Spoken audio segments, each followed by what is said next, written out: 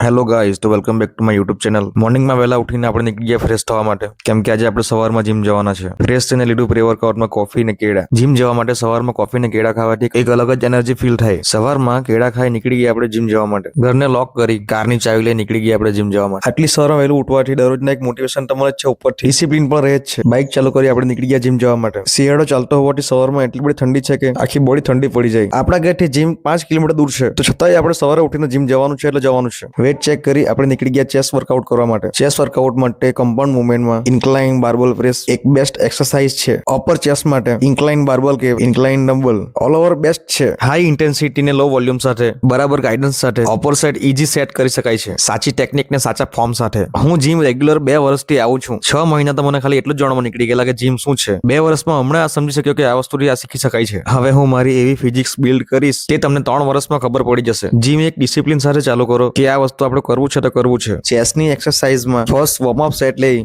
Working set till the failure હોવો જોઈએ. જો till the failure working set ના હોય તો જીમમાં ઓલ રેપ નકામા છે.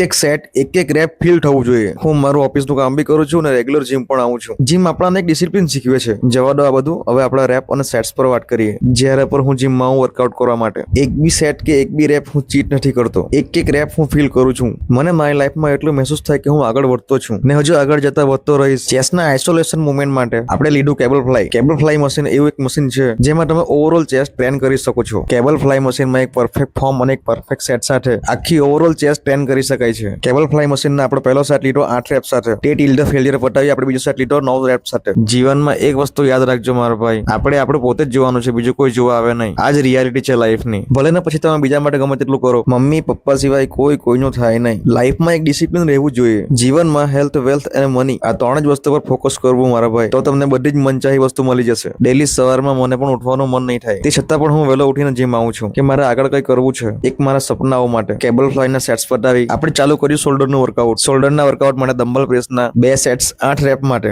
શોલ્ડરની એક્સરસાઇઝ માટે એક ડમ્બલ પ્રેસ ને એક લેટરલ રેઝિસ ઇનફ છે. બધી એક્સરસાઇઝમાં ફોર્મ અને સેટ્સ જો કમ્પ્લીટ હોય તો પછી 6 થી 8 રેપમાં એક્સરસાઇઝ ઓવર થઈ શકે છે. હું મારા બધા સેટ્સ 6 થી 8 રેપમાં જ મારું છું. ઓલ મારા બધા વર્કિંગ સેટ હોય છે. જીમમાં આપણે એક રેપ એવું ફીલ કરવું કે ઘરે મમ્મીના હાથનું ખાવાનું ખાતા હોય તેમ. હું મારા શોલ્ડર વર્કઆઉટમાં ઓનલી 2 જ એક્સરસાઇઝ કરું છું, એક ડમ્બલ પ્રેસ અને બીજી લેટરલ રેઝિસ. ડમ્બલ પ્રેસનું વર્કઆઉટ પટાવી આપણે ચાલુ કર્યું લેટરલ રાઇઝનું વર્કઆઉટ. લેટરલ રાઇઝના 2 સેટ્સ પટાવી આજનું આપણું ચેસ્ટ એન્ડ શોલ્ડરનું વર્કઆઉટ થયું ઓવર.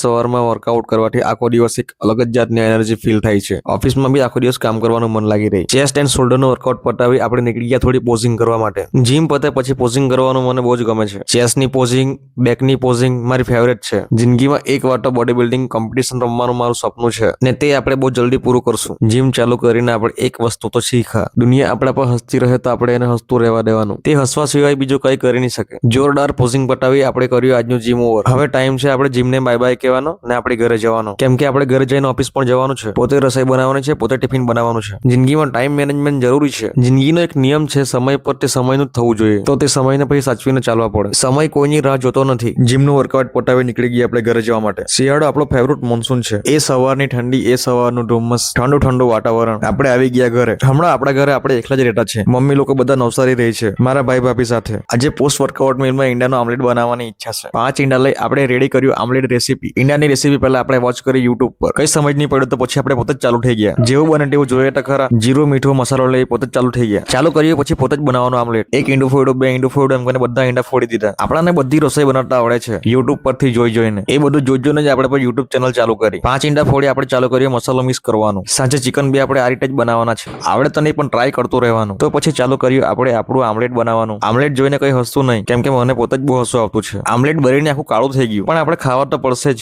એના સિવાય કઈ બીજો રસ્તો નથી, કેમ કે આપણે રહીએ છીએ ઘરમાં એકલા. કોઈ અફસર આવીને આપણને એમ તો કહેવાની છે નથી કે લેવો રાજા ધીરજ, આ બની ગયો, જમી લેવો. આ તમારા માટે 57 જાતનું પકવાન. આમલેટ ખાઈ આપણે ચાલુ કર્યું આપણું વ્લોગ એડિટિંગ. આખો દિવસનો વ્લોગ એડિટ કરી આપણે રેડી થવા નીકળી ગયા ઓફિસ જવા માટે. ઓફિસના ફોર્મલ કપડા પહેરી ઘર લોક કરી આપણે નીકળી ગયા ઓફિસ જવા માટે. પહેલા તો વિચાર્યું કે 4 વ્હીલર ઓફિસ જાય, પણ પછી પૈસાની યાદ આવી ગઈ. પેટ્રોલ પૂરવાના પણ પૈસા નથી, તો પછી પછી આપણે આપણી સ્પ્લેન્ડરના મારી કિક ને નીકળી ગયા આપણે ઓફિસ જવા માટે. રસ્તામાં 50 રૂપિયાનું પેટ્રોલ પુરાવી આપણે આવી ગયા ચીખલી. આખો દિવસ ઓફિસનું કામ કરી ચીખલીમાં ફરીને થોડું એમ ટાઈમ પાસ કરી થઈ ગઈ બપોરે આપણે કર્યું લંચમાં લીધું 100 ગ્રામ ચણા, 2 જુવારના રોટલા. આખો દિવસ આપણો આવી રીતે જ નીકળી જાય છે. બધા જ ટિફિન એક કરી અમે બેસી ગયા લંચ કરવા માટે. ફ્રેન્ડ એના લંચમાં રાઈસ ને દાળ લાવેલો હતો. લંચ કરતા થોડી વાર કર્યો ટાઈમ પાસ. જો તમને તમારા ખાવા પર ડિસિપ્લિન હોય તો તમને જિંદગીમાં કોઈ હરાઈ ના શકે. પછી તમે એકવાર હેલ્ધી ફૂડ જમે ને બીજી વાર જંક ફૂડ જમે તો તે નકામું છે. જીવનમાં આગળ વધવું હોય તો ડિસિપ્લિન જરૂરી છે. કહેવાનું છે કે ખાઈ પીને મોજ કરો, આગળ વધવું હોય તો ડિસિપ્લિન કરો, તો જ તમે આગળ વધશે. આ મારો 5 વર્ષનો એક્સપિરિયન્સ છે. આખો દિવસ ઓફિસનું કામ કરી આપણે જવા નીકળ્યા ઘર જવા માટે. મારા ઓફિસમાં વિડીયો શૂટિંગ એલાઉડ નથી કેમ કે આપણી job high security level job છે. આખો દિવસ કામ કરી વ્લોગ ઉતારી ફોનની બેટરી એકદમ ડાઉન થઈ ગઈ છે. ગમે ત્યારે સ્વિચ ઓફ થઈ શકે છે. તો આજ માટે બસ આટલું જ. બાકીનું હવે કાલે મળીએ નવા વ્લોગમાં. આજે આખો દિવસ એટલું કામ કર્યું છે કે ઘરે જઈને એટલી મસ્ત ઊંઘ આવી જશે.